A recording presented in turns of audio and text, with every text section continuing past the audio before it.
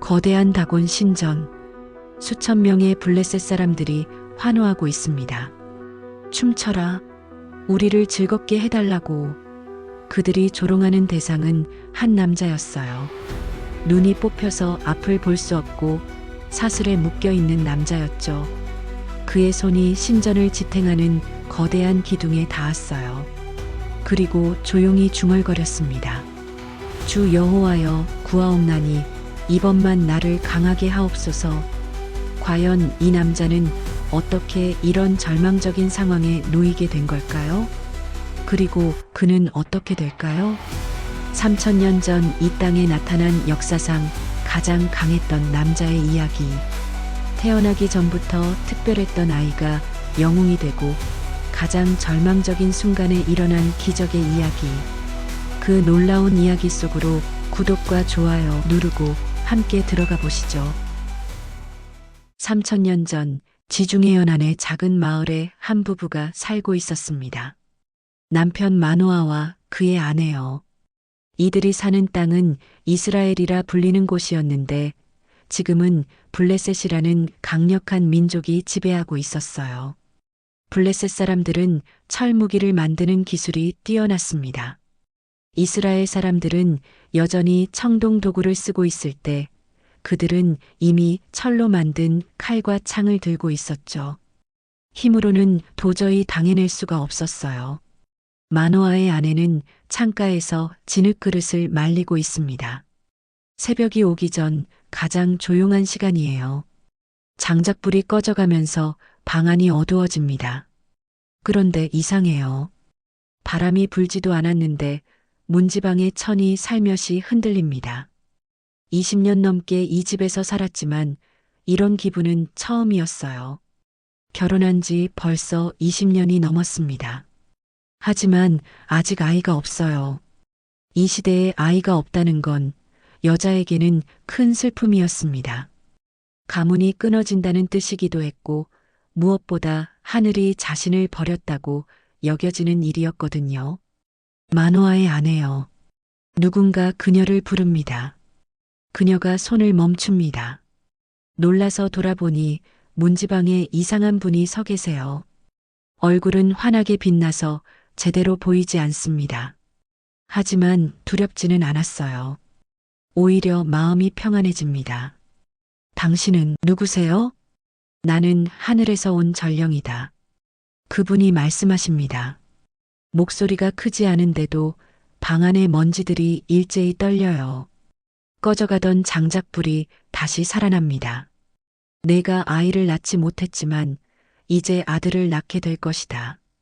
그녀의 심장이 세게 뜁니다. 20년 동안 기다려온 말이었어요. 하지만 믿기지 않습니다. 이미 아이 낳을 나이가 한참 지났거든요. 전령이 계속 말씀하십니다.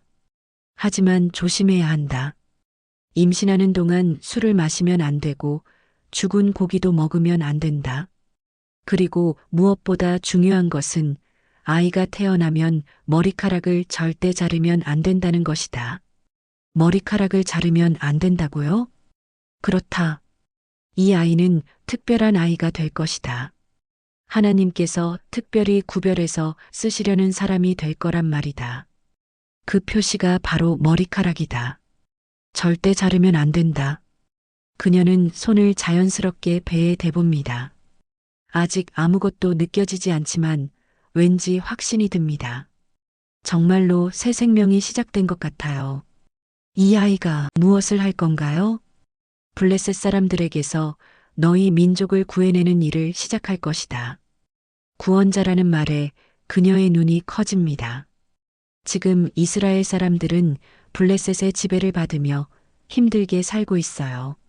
세금도 많이 내야 하고 마음대로 무기도 만들 수 없고 늘 눈치를 봐야 합니다. 하지만 자신의 뱃속에서 구원자가 태어날 거라니요. 정말인가요? 하지만 전령의 모습이 점점 희미해집니다. 마치 아침 안개가 햇빛에 사라지는 것처럼요. 기억하라. 술, 부정한 음식, 그리고 머리카락. 이 세 가지를 절대 잊지 말라. 말씀이 끝나자 전령이 완전히 사라져버립니다. 그녀는 혼자 남았어요. 하지만 정말 혼자일까요? 뱃속 어딘가에서 작은 생명이 시작되고 있는 것 같아요. 눈물이 흘러내립니다. 기쁨의 눈물인지 걱정의 눈물인지 모르겠어요. 20년 동안 기다려온 꿈이 이루어진다니 믿기지 않습니다. 하지만 동시에 두렵기도 해요. 구원자의 어머니가 된다는 것이 어떤 의미인지 아직은 알 수 없거든요. 남편이 돌아오면 뭐라고 말하지? 혼자서 중얼거립니다. 마노아가 밭에서 돌아올 텐데 이 놀라운 일을 어떻게 설명해야 할까요? 새벽바람이 불어와 문을 살짝 흔들어요. 그녀는 일어나서 문을 닫습니다. 이제 시작이에요. 이스라엘의 희망이 될 아이를 품고 사는 삶이 말이에요. 손을 다시 배에 얹습니다. 아직 아무것도 보이지 않지만 이 작은 생명이 앞으로 어떤 놀라운 일들을 해낼지 기대가 됩니다. 동시에 무서우면서도요. 하지만 한 가지는 확실해요. 더 이상 빈집이 아니라는 것. 하늘이 그녀를 잊지 않았다는 것. 그리고 곧, 아주 곧 이 집에 아기 울음소리가 울려 퍼질 거라는 것이요. 10달이 흘렀습니다. 마노아의 아내는 정말로 아들을 낳았어요. 산파가 갓난아기를 받아들면서 깜짝 놀랐습니다. 보통 갓난아기들은 작고 연약해 보이는데 이 아이는 달랐어요. 손도 발도 유난히 큰 편이고 울음소리도 다른 아이들보다 훨씬 우렁찼거든요. 이름을 뭐라고 지을까요? 마노아가 아내에게 물어봅니다. 이스라엘에서는 아이의 이름을 지을 때 특별한 의미를 담아요. 그 아이의 운명이나 부모의 소망을 이름에 담는 거죠. 삼손이라고 하면 어떨까요? 아내가 조심스럽게 제안합니다. 삼손은 작은 해라는 뜻이에요. 해처럼 밝고 따뜻하며 어둠을 몰아내는 사람이 되라는 의미였죠. 마노아가 고개를 끄덕입니다. 정말 좋은 이름이에요. 지금 이스라엘은 블레셋의 지배 아래 있어서 마치 어둠 속에 있는 것 같거든요. 이 아이가 커서 그 어둠을 걷어내는 해와 같은 존재가 되기를 바라는 마음이었어요. 하지만 부부에게는 큰 걱정거리가 있었습니다. 천사가 전해준 그 규칙들 말이에요. 술도 안 되고 죽은 고기도 안 되고 머리카락도 자르면 안 되고. 아내가 중얼거립니다. 아이가 커가면서 이 규칙들을 지키기가 점점 어려워질 거예요. 특히 머리카락은 정말 걱정이었어요. 남자아이인데 머리를 기르고 다니면 다른 아이들이 놀리지 않을까요? 하지만 신기한 일들이 일어나기 시작했습니다. 삼손이 울음을 멈출 때마다 집안의 그릇들이 살짝 떨렸어요. 처음에는 바람 때문인 줄 알았는데 계속 반복되니까 이상했어요. 마노아가 아이를 안고 있을 때도 마찬가지였어요. 아기가 팔다리를 움직일 때마다 묘한 힘이 느껴졌거든요. 이 아이 정말 보통 아이가 아닌 것 같아요. 마노아가 말합니다. 삼손은 다른 아이들보다 훨씬 빠르게 자랐어요. 젖을 먹는 힘도 세고 잠들 때도 깊게 잤어요. 그리고 무엇보다 머리카락이 유난히 빠르게 자랐습니다. 아이가 돌이 되자 마노아는 나무 기둥에 작은 매듭을 지어 표시를 남겼습니다. 1년이 지났다는 뜻이에요. 앞으로 매년 이렇게 매듭을 지어서 삼손이 커가는 시간을 기록하기로 했어요. 우리가 이 규칙들을 잘 지킬 수 있을까요? 아내가 걱정스럽게 말합니다. 아이가 커갈수록 궁금한 게 많아질 텐데 왜 다른 아이들과 다르게 살아야 하는지 어떻게 설명해야 할까요? 걱정 마세요. 하나님이 도와주실 거예요. 마노아가 아내의 손을 잡으며 위로합니다. 하지만 사실 그도 걱정이 많았어요. 이 작은 아이가 정말로 블레셋 사람들과 맞서 싸울 용사가 될 수 있을까요? 그런데 삼손을 보고 있으면 왠지 확신이 들었어요. 이 아이에게는 분명히 특별한 무언가가 있었거든요. 어느 날 삼손이 기어다니다가 무거운 돌을 만졌습니다. 어른 둘이 들어야 하는 돌이었어요. 그런데 아이가 그 돌을 살짝 밀어냈어요. 마노아와 아내가 깜짝 놀라서 서로를 바라봤습니다. 지금 뭘 본 거죠? 글쎄요. 우연일까요? 하지만 우연이 아니었어요. 삼손은 자라면서 점점 더 놀라운 힘을 보여주기 시작했습니다. 하지만 아직은 어린아이였기 때문에 그 힘이 무엇을 의미하는지 모르고 있었어요. 햇빛이 창문을 통해 들어와서 삼손의 머리카락을 비춥니다. 길게 자란 머리카락이 금빛으로 반짝여요. 정말로 작은 해 같았어요. 마노아가 아이를 안고 중얼거립니다. 삼손아, 너는 커서 무엇이 될까? 정말로 우리 민족을 구해줄 수 있을까? 아이는 아직 말을 못하지만 마치 이해하는 것처럼 아버지를 바라보며 웃어요. 그 미소 속에 무언가 특별한 빛이 보입니다. 부모는 알고 있었어요.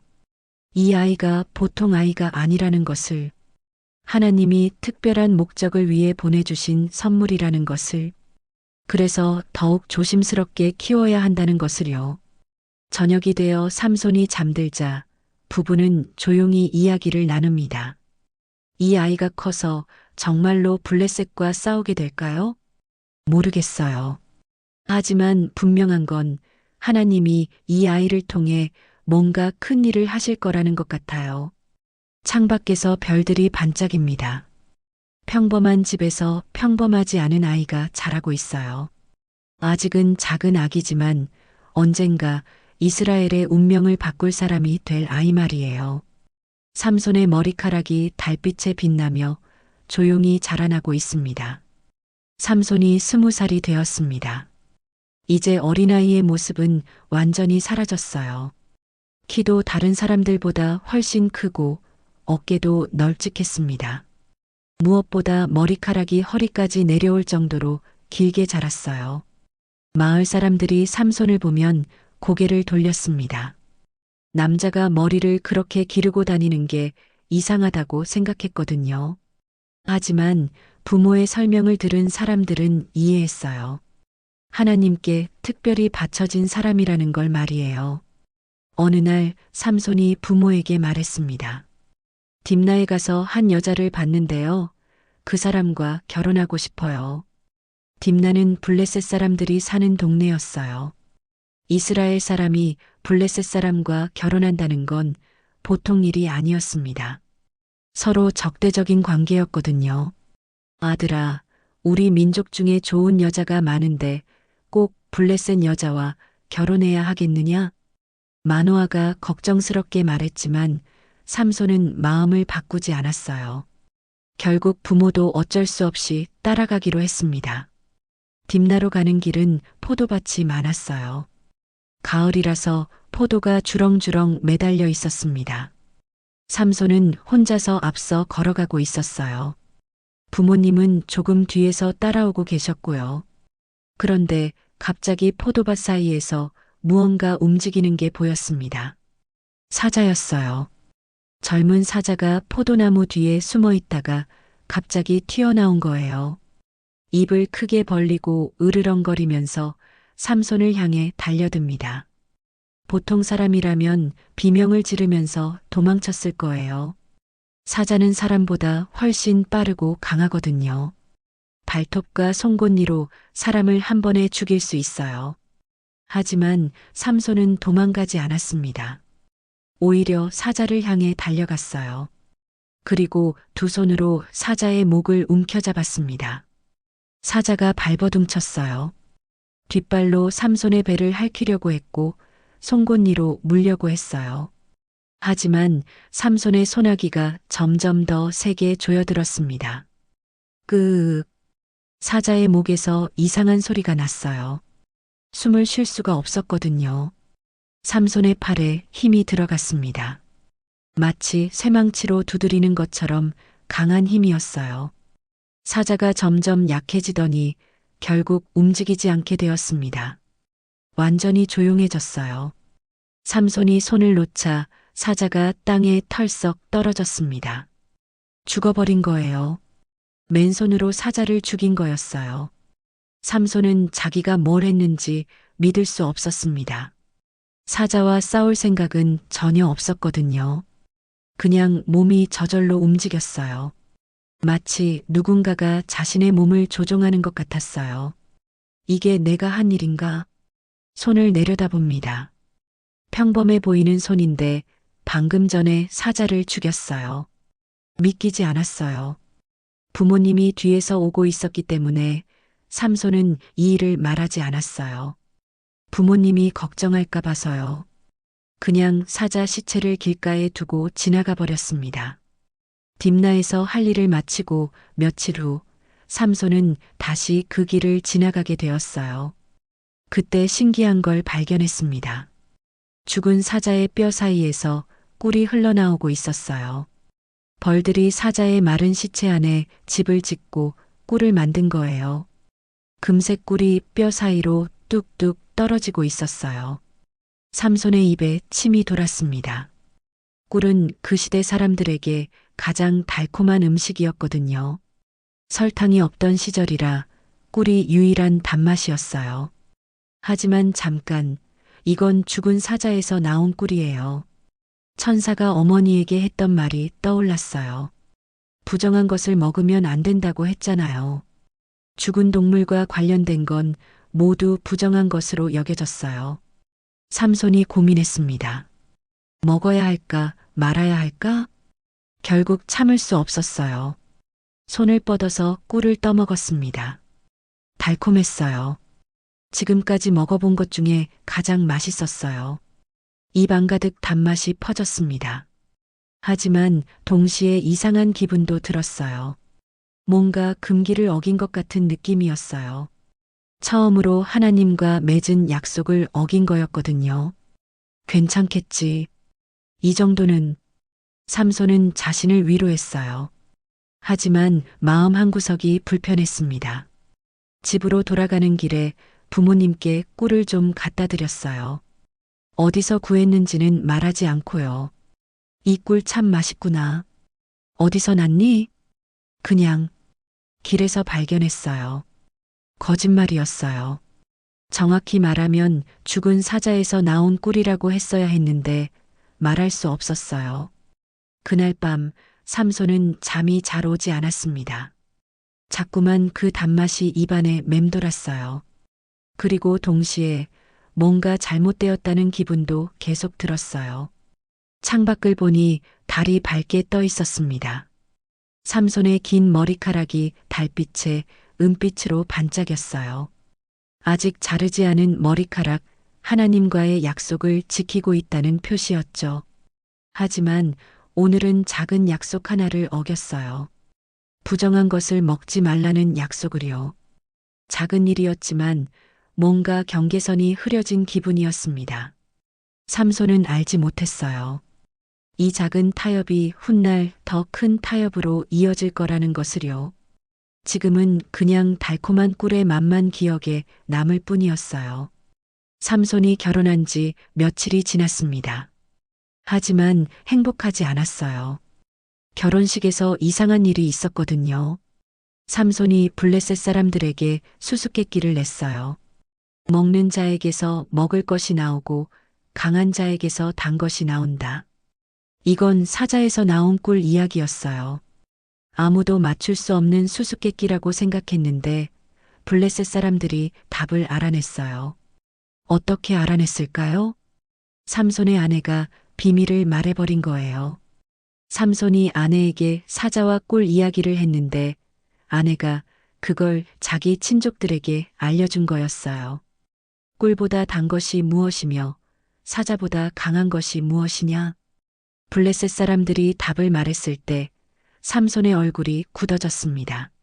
자기 아내가 배신했다는 걸 바로 알았거든요. 너희가 내 암송아지로 밭을 갈지 아니하였다면 내 수수께끼를 능히 풀지 못하였으리라. 삼손이 차갑게 말했어요. 암송아지는 아내를 가리키는 말이었어요.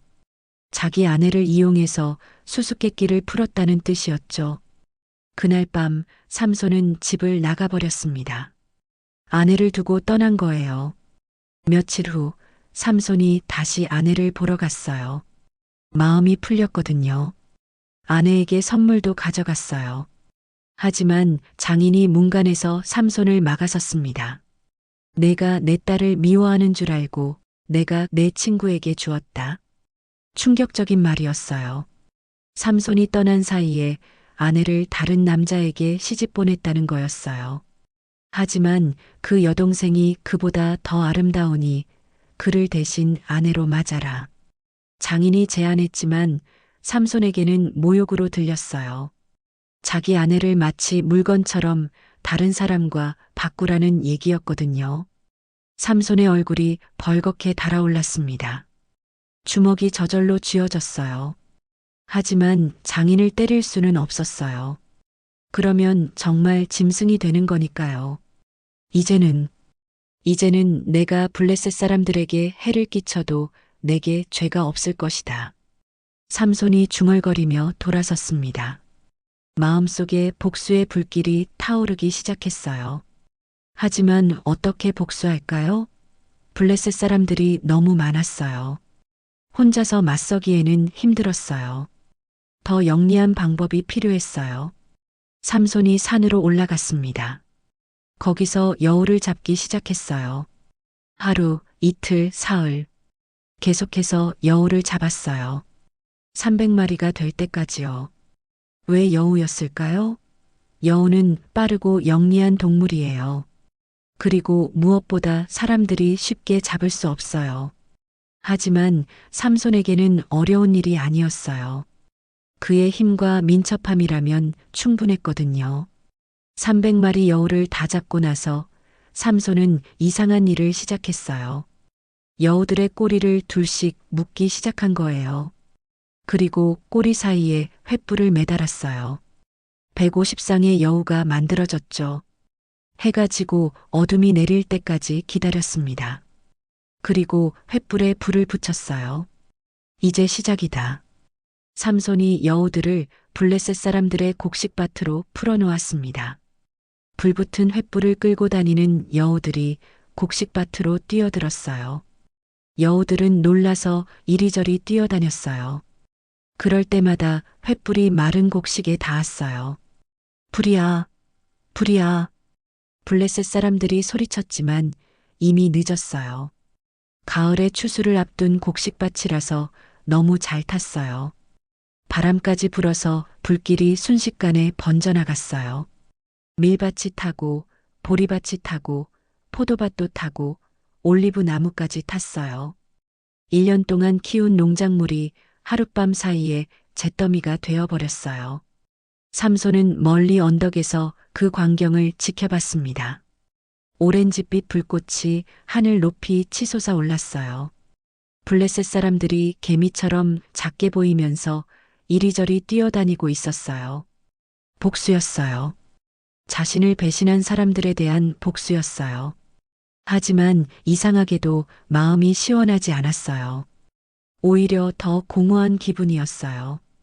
불타는 곡식밭을 보면서 삼손은 자신이 뭘 하고 있는 건지 궁금해졌어요. 내가 정말 구원자인가? 아니면 그냥 복수에 눈먼 사람인가? 새벽이 되자 불길이 잦아들었어요. 검은 연기만 하늘로 올라가고 있었어요. 블레셋 사람들의 1년치 수확이 모두 사라져버렸어요. 며칠 후 더 충격적인 소식이 들려왔어요. 블레셋 사람들이 삼손의 아내와 장인을 죽여버렸다는 거예요. 삼손 때문에 곡식밭이 다 탔다고 화가 나서 화풀이로 죽인 거였어요. 삼손이 그 소식을 들었을 때 온몸이 얼어붙는 기분이었어요. 자신을 배신한 아내였지만 그래도 한때는 사랑했던 사람이었어요. 그리고 죽을 만큼 나쁜 사람은 아니었어요. 그냥 약했을 뿐이에요. 자기 민족의 압박에 못 이겨서 비밀을 말해버린 거였죠. 내가 죽인 거나 마찬가지구나. 삼손이 중얼거렸어요. 복수를 하려다가 무고한 사람들까지 죽게 만들었어요. 이게 정의일까요? 아니면 그냥 파괴일까요? 하지만 이미 엎질러진 물이었어요. 돌이킬 수 없었어요. 삼손은 산속 동굴로 들어가서 홀로 지냈어요. 사람들을 만나고 싶지 않았어요. 자신이 한 일들이 정말 옳은 일이었는지 확신할 수 없었거든요.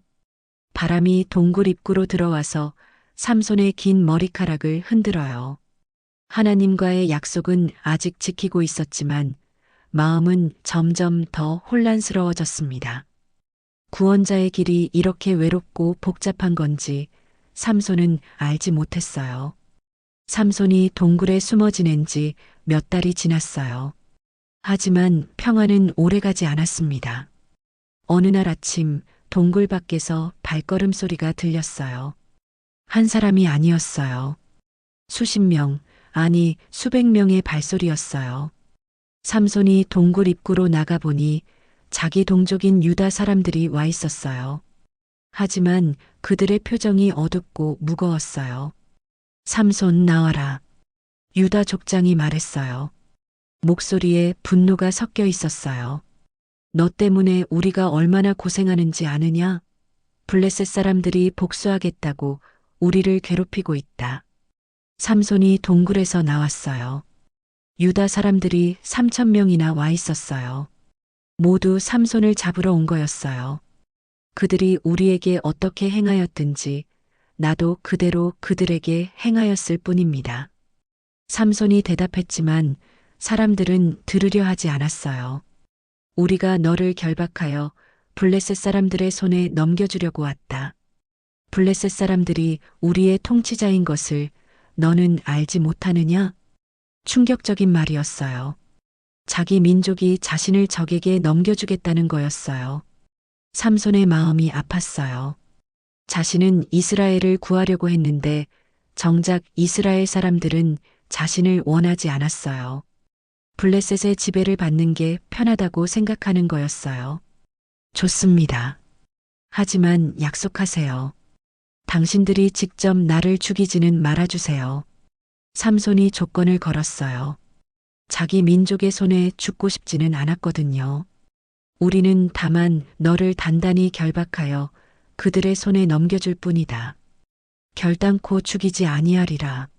사람들이 약속했어요. 그리고 새 밧줄 둘로 삼손을 꽁꽁 묶었어요. 삼손은 저항하지 않았어요.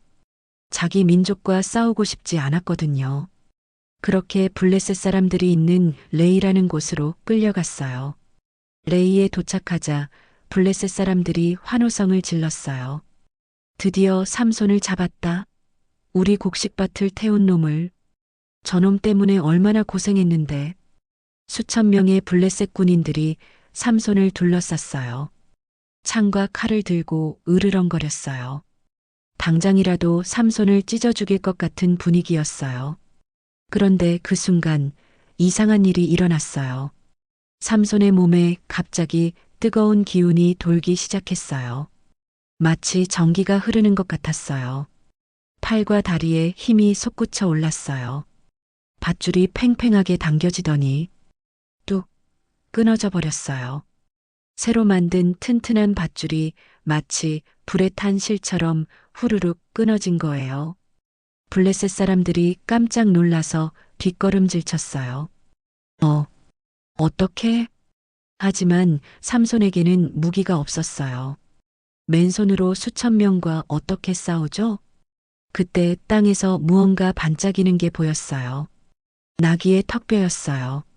죽은 나귀가 있었는데 그 머리뼈가 굴러다니고 있었어요. 삼손이 재빨리 턱뼈를 집어들었어요. 딱딱하고 날카로운 뼈였어요. 무기로 쓸만했어요.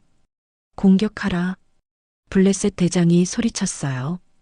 군인들이 일제히 삼손을 향해 달려들었어요. 하지만 삼손은 도망가지 않았어요. 오히려 그들을 향해 달려갔어요. 턱뼈를 휘두르는 삼손의 모습은 마치 천둥번개 같았어요. 한 번 휘두를 때마다 여러 명이 쓰러졌어요. 어떤 사람은 기절하고 어떤 사람은 다쳐서 굴러다녔어요. 도망가라. 괴물이다. 블레셋 군인들이 비명을 지르면서 흩어졌어요. 하지만 삼손은 멈추지 않았어요. 계속해서 턱뼈를 휘둘렀어요. 1시간, 2시간, 3시간. 해가 중천에 떴을 때까지 싸움이 계속되었어요. 그리고 마침내 조용해졌어요. 삼손이 주변을 둘러보니 블레셋 군인 1000명이 모두 쓰러져 있었어요. 모두 기절했거나 도망갔어요. 죽은 사람은 없었어요. 삼손이 일부러 죽지 않을 정도로만 공격한 거였거든요. 나귀의 턱뼈로 더미를 이루었고 나귀의 턱뼈로 1000명을 쳤도다. 삼손이 승리의 노래를 불렀어요. 하지만 곧 문제가 생겼어요. 목이 너무 말랐어요. 몇 시간 동안 계속 싸웠거든요. 게다가 날씨도 더웠어요. 입술이 바싹바싹 말라서 갈라지기 시작했어요. 혀도 딱딱하게 굳었어요. 물이 필요했어요. 당장 물을 마시지 못하면 죽을 것 같았어요. 하지만 주변에는 물이 없었어요. 사막지대라서 샘도 없고 강도 없었어요. 가장 가까운 우물까지 가려면 한나절은 걸어야 했어요. 하지만 지금 상태로는 그만큼 걸을 수가 없었어요. 하나님, 저를 도와주세요. 삼손이 간절히 기도했어요. 당신이 저에게 이 큰 구원을 주셨는데 이제 제가 목말라 죽어서 할례받지 않은 자들의 손에 빠지게 하시려는 건가요? 진심 어린 기도였어요. 삼손은 정말로 목말라 죽을 것 같았어요. 그때 놀라운 일이 일어났어요. 바위에서 갑자기 쪼개지는 소리가 났어요. 삼손이 고개를 돌려보니 큰 바위가 갈라지면서 그 틈에서 물이 솟아오르고 있었어요. 물이다.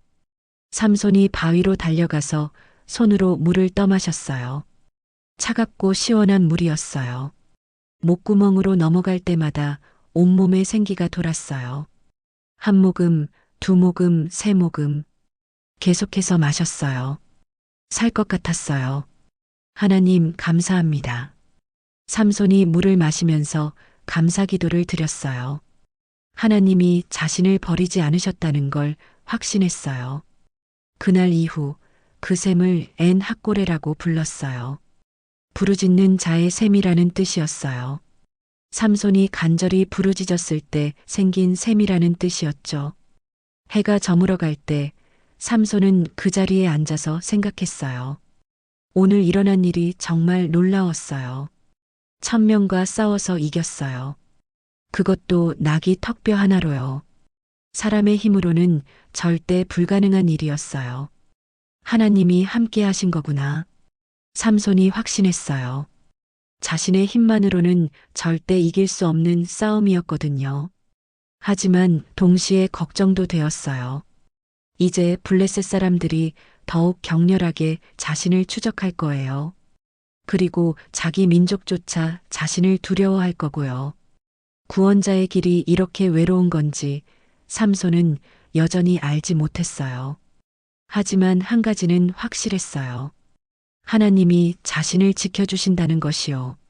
물소리가 졸졸 흐르는 가운데 삼손은 내일을 준비했습니다. 더 큰 싸움이 기다리고 있을 테니까요. 들릴라에게도 그리고 어두운 감옥에 갇힌 삼손에게도요. 나귀 턱뼈로 1000명을 이긴 이야기는 모든 사람의 입에 오르내렸어요. 블레셋 사람들은 삼손을 두려워하기 시작했어요.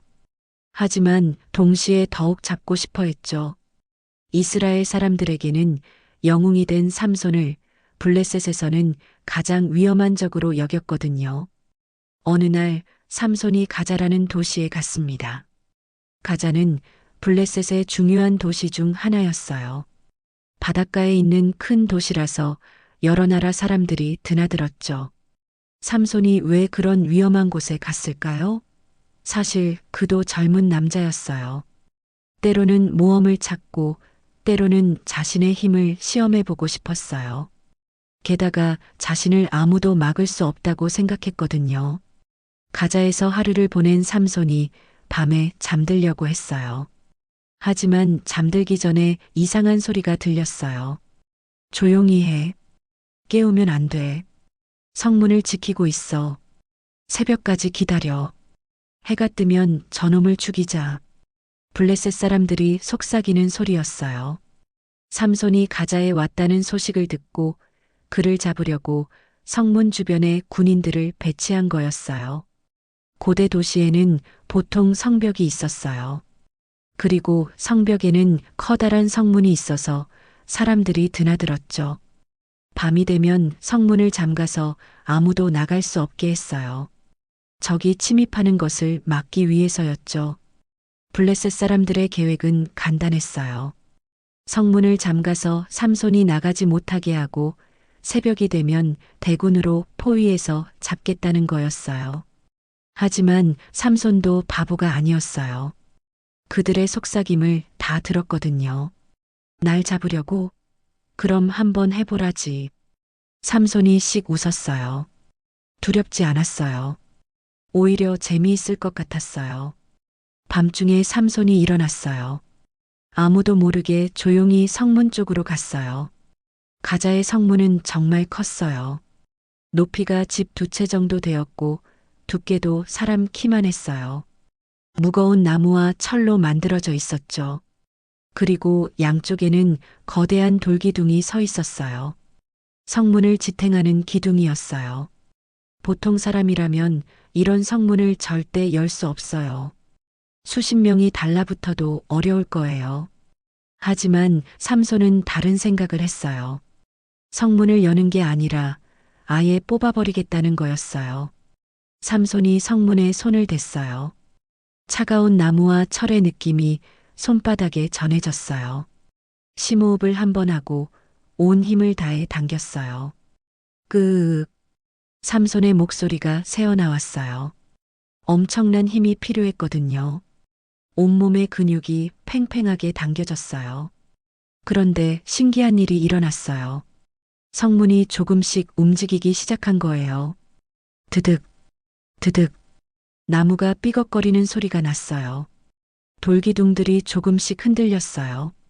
삼손이 더 세게 당겼어요. 이번에는 양손으로 성문을 움켜쥐고 몸 전체에 힘을 실었어요. 쿠드득. 큰 소리와 함께 성문이 땅에서 뽑혔어요. 돌기둥까지 함께요. 거대한 성문과 기둥들이 통째로 뽑혀 나온 거였어요. 성 안에서 자고 있던 사람들이 깼어요. 뭔 소리야? 지진이야? 하지만 이미 늦었어요. 삼손은 거대한 성문을 어깨에 메고 있었거든요. 어깨에 맨 성문이 얼마나 무거웠을까요? 어른 남자 100명 이상의 무게였을 거예요. 하지만 삼손은 그것을 마치 나뭇가지처럼 가볍게 들고 있었어요. 저기 봐. 성벽 위에서 지키고 있던 블레셋 군인이 소리쳤어요. 달빛 아래에서 성문을 등에 진 삼손의 모습이 보였거든요. 괴물이다. 군인들이 벌벌 떨었어요. 사람이 어떻게 성문을 통째로 뽑아낼 수 있어요? 믿을 수 없는 광경이었어요. 삼손은 그들을 쳐다보지도 않았어요. 그냥 성문을 메고 걸어나갔어요. 마치 산책하는 것처럼 천천히요. 가자에서 40km 떨어진 헤브론 근처 언덕까지 걸었어요. 몇 시간을 걸었는데도 지치지 않았어요. 언덕 꼭대기에 올라가서 삼손은 성문을 내려놓았어요. 그리고 잠깐 뒤돌아봤어요. 멀리 가자가 보였어요. 성문이 사라진 가자요. 이제 그 도시는 아무나 드나들 수 있게 되었어요. 방어력이 완전히 사라진 거죠. 이제 좀 알겠나? 삼손이 혼자서 중얼거렸어요. 자신을 함정에 빠뜨리려던 사람들에게 하는 말이었어요. 하지만 이상하게도 기분이 좋지만은 않았어요. 뭔가 잘못되고 있다는 느낌이 들었거든요. 처음에는 이스라엘을 구하려고 했어요. 블레셋의 압제에서 동족을 해방시키려고 했어요. 하지만 지금은 어떤가요? 그냥 자신의 힘을 과시하는 것 같았어요. 내가 정말 구원자인가? 아니면 그냥 힘센 사람인가? 삼손이 스스로에게 물어봤어요. 하지만 답을 찾기는 어려웠어요. 새벽바람이 불어와서 삼손의 긴 머리카락을 흔들었어요. 아직 한 번도 자르지 않은 머리카락이었어요. 하나님과의 약속을 지키고 있다는 증거였죠. 하지만 그 약속의 의미를 삼손은 점점 잊어가고 있었어요. 자신의 힘에 취해서 교만해지고 있었거든요. 해가 떠오르기 시작했어요.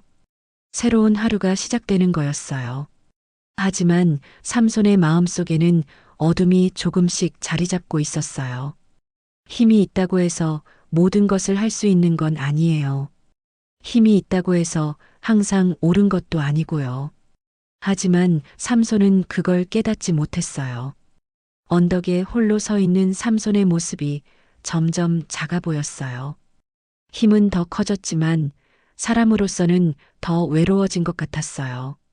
그리고 머지않아 그 힘마저 위험에 빠질 날이 올 거라는 것을 삼손은 아직 알지 못했습니다.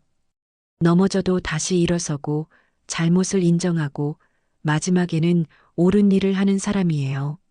몇 년이 더 흘렀어요. 삼손은 이제 이스라엘에서 가장 유명한 사람이 되었습니다. 그의 힘은 전설이 되었고 그 이름만 들어도 블레셋 사람들이 벌벌 떨었어요. 하지만 삼손은 외로웠어요. 힘이 세다고 해서 사람들이 진심으로 다가오는 건 아니었거든요. 대부분 그를 두려워하거나 아니면 이용하려고 했어요. 그러던 어느 날 삼손이 소랫골짜기에서 한 여자를 만났어요. 이름은 들릴라였어요. 들릴라는 정말 아름다운 여자였어요. 긴 검은 머리에 큰 눈, 그리고 부드러운 목소리를 가지고 있었죠. 하지만 무엇보다 삼손을 특별하게 대해줬어요. 다른 사람들은 삼손을 보면 무서워하거나 경계했어요. 하지만 들릴라는 달랐어요. 삼손의 힘이 아니라 사람 자체를 보려고 노력했어요. 당신은 정말 외로우셨겠어요. 들릴라가 어느 날 말했어요. 삼손의 마음을 꿰뚫어 보는 말이었어요. 모든 사람이 당신을 영웅이라고 하지만 정작 당신을 이해해주는 사람은 없잖아요. 맞는 말이었어요. 삼손은 평생 혼자 살아왔어요. 부모님도 돌아가셨고 친구도 거의 없었어요. 자신의 진짜 마음을 털어놓을 사람이 없었어요. 들릴라와 함께 있을 때만큼은 평범한 사람이 된 기분이었어요. 힘센 전사가 아니라 그냥 한 남자로서 사랑받는 기분이었죠. 삼손은 들릴라를 사랑하게 되었어요. 깊이 진심으로요. 하지만 들릴라에게는 비밀이 있었어요. 블레셋의 지배층들이 그녀에게 접근한 거였어요. 들릴라, 너에게 부탁이 있다. 블레셋의 5 통치자가 찾아왔어요. 각자 은 1100개씩 총 5500개의 은을 가져왔어요. 엄청난 돈이었어요. 평생 살 수 있을 만큼요. 삼손의 힘의 비밀을 알아내어라. 어떻게 하면 그를 결박할 수 있는지 말이다. 들릴라의 마음이 복잡해졌어요. 삼손을 정말 사랑했어요. 하지만 그 돈도 너무 컸어요. 그리고 무엇보다 거절하면 자신이 위험해질 수도 있었어요. 며칠 동안 고민하던 들릴라가 결국 결정을 내렸어요. 하지만 삼손을 정말 해치고 싶지는 않았어요. 그래서 조심스럽게 접근하기로 했죠. 여보, 당신의 힘의 비밀이 뭐예요?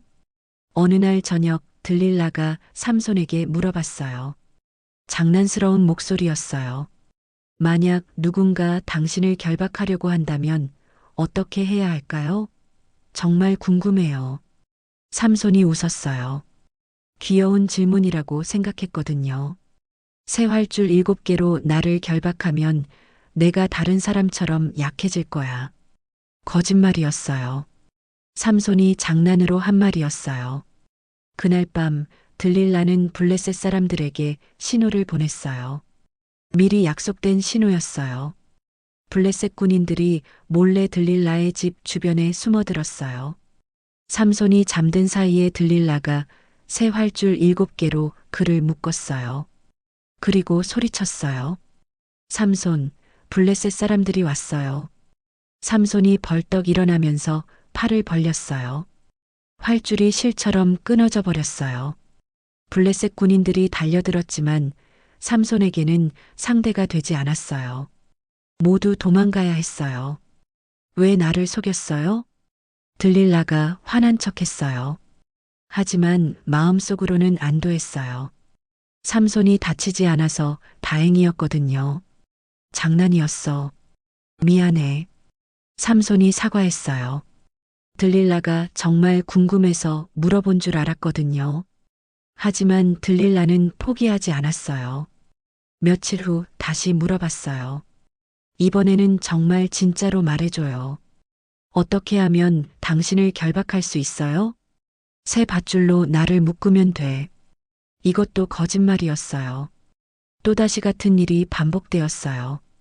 삼손이 잠든 사이에 새 밧줄로 묶고 블레셋 사람들이 공격하고 삼손이 쉽게 밧줄을 끊고 그들을 물리치는 일이요. 세 번째에는 이렇게 말했어요. 내 머리카락 7가닥을 배틀에 엮으면 내가 약해질 거야. 이것도 거짓말이었어요. 같은 일이 또 반복되었어요. 들릴라가 점점 지쳐갔어요. 그리고 동시에 죄책감도 커져갔어요. 삼손을 속이고 있는 자신이 싫었어요. 하지만 이제 그만두기도 어려웠어요. 블레셋 사람들의 압박이 점점 강해지고 있었거든요. 당신은 나를 사랑하지 않아요. 들릴라가 울면서 소리쳤어요. 이번에는 진심이었어요. 사랑한다고 하면서 왜 계속 거짓말을 해요? 나를 믿지 않는 거죠? 삼손이 당황했어요. 들릴라의 눈물을 본 적이 처음이었거든요. 그게 아니야. 나는 정말. 그럼 진짜 비밀을 말해줘요. 당신이 나를 정말 사랑한다면요. 매일 들릴라가 같은 말을 반복했어요. 울고 화내고 애원하고 삼손의 마음이 약해지기 시작했어요. 그리고 결정적인 순간이 왔어요. 내 머리에는 한 번도 삭도가 닿지 않았어. 삼손이 드디어 진실을 말했어요. 나는 태어날 때부터 하나님께 바쳐진 나실인이야. 만약 내 머리카락을 밀면 내 힘이 떠나가고 다른 사람처럼 약해질 거야. 들릴라의 가슴이 철렁 내려앉았어요. 이번에는 진짜였어요. 삼손의 눈빛에서 알 수 있었어요. 정말이에요? 응. 이게 내 힘의 비밀이야. 너만 알고 있어. 그날 밤 들릴라는 잠들지 못했어요. 블레셋 사람들에게 연락해야 했어요. 하지만 정말 그래도 될까요? 삼손이 자신을 완전히 믿고 가장 소중한 비밀을 말해준 건데 그걸 배신해도 되는 걸까요? 하지만 이미 너무 깊이 들어온 일이었어요. 이제 그만둘 수도 없었어요. 다음 날 저녁 들릴라가 삼손을 자신의 무릎에 눕혀서 잠들게 했어요. 삼손은 편안하게 잠들었어요. 사랑하는 사람 곁에서 자는 것만큼 평안한 일은 없었거든요. 들릴라가 눈물을 흘리면서 미리 숨겨둔 가위를 꺼냈어요. 손이 떨렸어요. 정말 해야 할까? 마지막까지 고민했어요. 하지만 결국 가위를 삼손의 머리에 댔어요. 첫 번째 가닥이 잘렸어요. 금색 머리카락이 바닥에 떨어졌어요. 두 번째, 세 번째, 계속해서 잘랐어요. 20년 넘게 자란 머리카락이 순식간에 사라져갔어요. 삼손이 잠결에 뒤척였어요. 하지만 깨지는 않았어요. 마지막 가닥까지 모두 잘랐어요. 이제 삼손의 머리는 다른 남자들처럼 짧아졌어요. 그 순간 이상한 일이 일어났어요. 삼손의 몸에서 뭔가 빠져나가는 것 같은 느낌이 들었어요. 마치 공기가 빠지는 풍선처럼요. 삼손, 블레셋 사람들이 왔어요. 들릴라가 소리쳤어요. 이번에도 울면서 소리쳤어요. 삼손이 벌떡 일어났어요. 평소처럼 힘을 쓰려고 했어요. 하지만 힘이 나오지 않았어요. 어떻게? 삼손이 자신의 팔을 보았어요. 그리고 머리를 만져봤어요. 머리카락이 사라져 있었어요. 아, 안 돼. 삼손이 절망적으로 중얼거렸어요. 하나님이 자신을 떠나셨다는 걸 알았어요. 블레셋 군인들이 달려들었어요. 이번에는 삼손이 막을 수 없었어요. 평범한 사람이 되어버렸거든요. 잡았다. 드디어 잡았어. 군인들이 삼손을 결박했어요. 무거운 사슬로 손과 발을 묶었어요. 들릴라. 왜? 삼손이 들릴라를 바라봤어요. 배신감과 절망감이 섞인 눈빛이었어요. 들릴라는 대답할 수 없었어요. 눈물만 흘릴 뿐이었어요. 눈을 빼라. 블레셋 지휘관이 명령했어요. 삼손이 다시 힘을 되찾더라도 아무것도 볼 수 없게 하려는 거였어요. 안 돼. 들릴라가 소리쳤지만 이미 늦었어요. 삼손의 두 눈이 뽑혔어요. 그의 비명소리가 집안을 울렸어요. 이제 삼손은 앞을 볼 수도 힘을 쓸 수도 없는 사람이 되었어요. 블레셋 사람들이 그를 끌고 갔어요. 감옥으로요. 들릴라는 혼자 남겨졌어요. 바닥에는 삼손의 머리카락이 흩어져 있었어요. 그리고 블레셋 사람들이 준 은화들이 있었어요. 하지만 들릴라는 그 돈을 만지지도 못했어요. 너무 아팠거든요. 돈을 받고 사랑하는 사람을 배신한 자신이 너무 미웠어요. 그날 밤은 가장 긴 밤이었어요. 들릴라에게도 그리고 어두운 감옥에 갇힌 삼손에게도요. 이스라엘의 영웅이었던 삼손은 이제 블레셋의 포로가 되었습니다. 하지만 이것이 끝은 아니었어요. 아직 마지막 이야기가 남아 있었거든요. 삼손이 블레셋의 감옥에서 몇 달을 보냈습니다. 눈이 뽑힌 삼손은 아무것도 볼 수 없었어요. 세상이 완전히 어둠으로 바뀌어 버렸어요. 처음에는 절망했어요. 평생 자신의 눈으로 세상을 보며 살았는데 이제 영원히 어둠 속에서 살아야 한다는 게 받아들여지지 않았거든요. 블레셋 사람들은 삼손을 감옥 지하에 가두고 맷돌을 돌리게 했어요. 곡식을 가루로 만드는 일이었어요. 원래는 소나 당나귀가 하는 일이었는데 삼손에게 시킨 거예요. 모욕을 주려는 의도였죠. 매일매일 같은 일의 반복이었어요. 동그란 맷돌을 끝없이 돌리는 일이요. 발목에는 무거운 쇠사슬이 채워져 있어서 멀리 갈 수도 없었어요. 영웅이라던 놈이 이 꼴이 되었네. 블레셋 간수들이 비웃었어요. 이스라엘의 구원자라고? 이제 우리 곡식이나 빻고 있잖아. 매일 그런 조롱을 들어야 했어요. 삼손의 마음은 점점 더 무거워졌어요. 하지만 시간이 지나면서 이상한 일이 일어났어요. 머리카락이 다시 자라기 시작한 거예요. 처음에는 아주 짧은 솜털 같았어요. 하지만 조금씩 자라났어요. 블레셋 사람들은 신경 쓰지 않았어요. 어차피 눈이 없는 삼손이 무엇을 할 수 있겠냐고 생각했거든요. 한 달, 두 달, 세 달. 머리카락이 점점 길어졌어요. 그리고 동시에 삼손의 몸에 힘이 조금씩 돌아오는 것 같았어요. 아직 예전만큼은 아니었어요. 하지만 분명히 달라지고 있었어요. 무엇보다 삼손의 마음이 바뀌었어요. 감옥에서 보낸 시간 동안 자신의 과거를 돌아볼 시간이 많았거든요. 내가 정말 하나님의 뜻대로 살았나? 처음에는 이스라엘을 구하려는 마음이었어요. 하지만 점점 자신의 힘을 과시하는 데 빠져 있었어요. 교만해져서 하나님을 잊고 살았어요. 들릴라를 사랑한다고 했지만 결국 내 욕심이었나? 들릴라에 대한 생각도 복잡했어요. 그녀를 미워할 수도 있었지만 미워지지 않았어요. 그녀도 어쩔 수 없는 상황에 있었다는 걸 이제는 이해할 수 있었거든요. 하나님, 제가 잘못 살았습니다. 삼손이 진심으로 회개했어요. 자신의 교만과 욕심을 인정했어요. 그리고 진정한 구원자가 되고 싶다고 기도했어요. 그러던 어느 날 블레셋 사람들이 큰 축제를 열기로 했어요.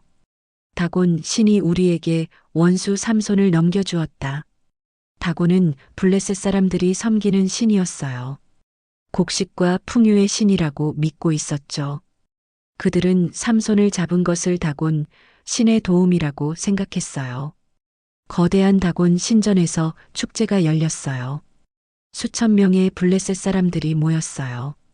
지배층은 신전 안에서 잔치를 벌이고 일반 백성들은 신전 지붕 위에 올라가서 구경했어요. 삼손을 데려와라. 우리를 즐겁게 해달라고 하자. 블레셋 사람들이 소리쳤어요. 삼손을 구경거리로 만들려는 거였어요. 간수들이 감옥에서 삼손을 끌어냈어요. 사슬에 묶인 채로 신전으로 끌려갔어요. 다곤 신전은 정말 컸어요. 수천 명이 들어갈 수 있을 정도였어요. 그리고 무엇보다 거대한 두 기둥이 신전을 지탱하고 있었어요. 그 기둥들이 무너지면 신전 전체가 무너질 만큼 중요한 기둥들이었어요. 삼손이 신전 안으로 들어오자 사람들이 환호했어요. 저것 봐. 이스라엘의 영웅이라던 놈을. 이제 눈도 없고 힘도 없는 거지잖아. 춤춰라. 우리를 즐겁게 해라. 사람들이 삼손을 조롱하며 소리쳤어요. 돌멩이를 던지는 사람도 있었어요. 삼손은 아무 말도 하지 않았어요. 조용히 서 있을 뿐이었어요. 마음속으로는 기도하고 있었거든요. 하나님, 이제 정말 마지막입니다. 저에게 한 번만 더 기회를 주세요. 한참 동안 조롱이 계속되었어요. 삼손은 지쳐서 서 있기 힘들었어요. 소년아. 삼손이 자신을 안내하던 어린 소년에게 말했어요. 내가 기둥에 기대어 쉴 수 있게 도와주렴. 이 신전을 지탱하는 기둥이 어디 있는지 내 손으로 만져보고 싶구나. 소년이 삼손의 손을 잡고 두 기둥 사이로 안내했어요. 삼손의 양손이 거대한 돌기둥에 닿았어요. 차가운 돌의 감촉이 손바닥에 전해졌어요. 정말 거대한 기둥이었어요. 몇 사람이 안아도 다 안을 수 없을 만큼 굵었어요. 삼손이 깊게 숨을 들이쉬었어요. 그리고 마지막 기도를 드렸어요. 주 여호와여 구하옵나니 이번만 나를 강하게 하옵소서. 나의 두 눈을 뺀 블레셋 사람들에게 원수를 갚게 하옵소서. 간절한 기도였어요. 자신의 복수를 위한 것이기도 했지만 더 중요한 것은 이스라엘을 구하고 하나님의 이름을 높이는 일이었어요. 기도를 마치자 삼손의 몸에 뜨거운 기운이 돌기 시작했어요. 오랫동안 느껴보지 못한 그 힘이 다시 돌아오는 것 같았어요. 삼손이 양손을 기둥에 대고 있는 모습을 본 블레셋 사람들이 웃었어요. 저놈이 뭘 하려는 거야? 설마 기둥을 밀어서 신전을 무너뜨리려는 건 아니겠지? 힘도 없는 놈이. 하하. 하지만 삼손은 진지했어요. 온몸에 힘을 모아서 두 기둥을 밀기 시작했어요. 내가 블레셋 사람들과 함께 죽게 하소서. 삼손이 마지막 말을 중얼거렸어요. 그리고 온 힘을 다해 기둥을 밀었어요. 처음에는 아무 일도 일어나지 않는 것 같았어요. 하지만 점점 이상한 소리가 나기 시작했어요. 드득, 드득. 돌이 갈라지는 소리였어요. 뭐야? 무슨 소리야? 사람들이 고개를 들어봤어요. 천장에서 먼지가 떨어지고 있었어요. 삼손의 힘이 점점 더 세져갔어요. 머리카락이 자라면서 하나님의 능력이 다시 돌아온 거예요. 크으악. 삼손이 마지막 힘을 다해 소리를 질렀어요. 그와 동시에 두 기둥을 잇는 힘껏 밀었어요. 쿠르륵. 거대한 기둥들이 무너지기 시작했어요. 신전 전체가 흔들렸어요. 도망가라. 신전이 무너진다. 블레셋 사람들이 비명을 지르면서 도망가려고 했어요. 하지만 이미 늦었어요. 천장이 무너지기 시작했어요. 거대한 돌덩어리들이 쏟아져 내렸어요. 지붕 위에 있던 사람들도 신전 안에 있던 사람들도 모두 깔렸어요. 삼손도 함께 돌더미에 깔렸어요. 하지만 후회하지 않았어요. 마지막 순간까지 하나님의 일을 했다고 생각했거든요. 먼지가 가라앉고 조용해졌어요. 거대했던 다곤 신전은 돌무더기가 되어버렸어요. 수천 명의 블레셋 사람들이 그 밑에 깔렸어요.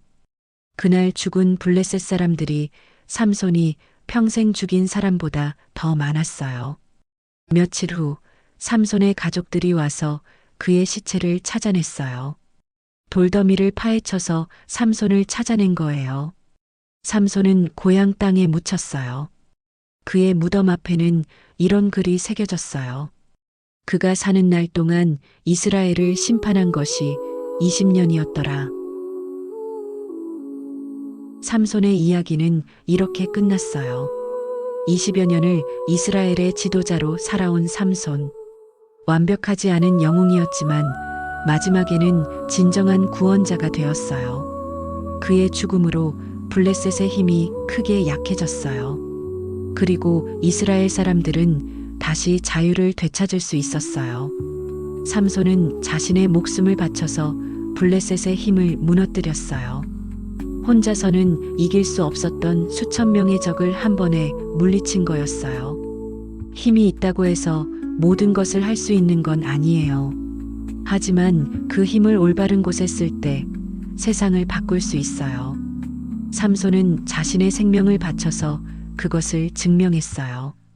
그리고 그의 이야기는 오늘까지도 많은 사람들에게 용기와 희망을 주고 있어요. 진정한 영웅은 완벽한 사람이 아니에요.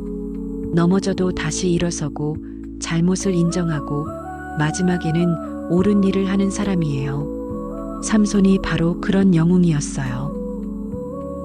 오늘의 드라마 바이블은 여기까지입니다. 그럼 다른 이야기로 다시 만나요.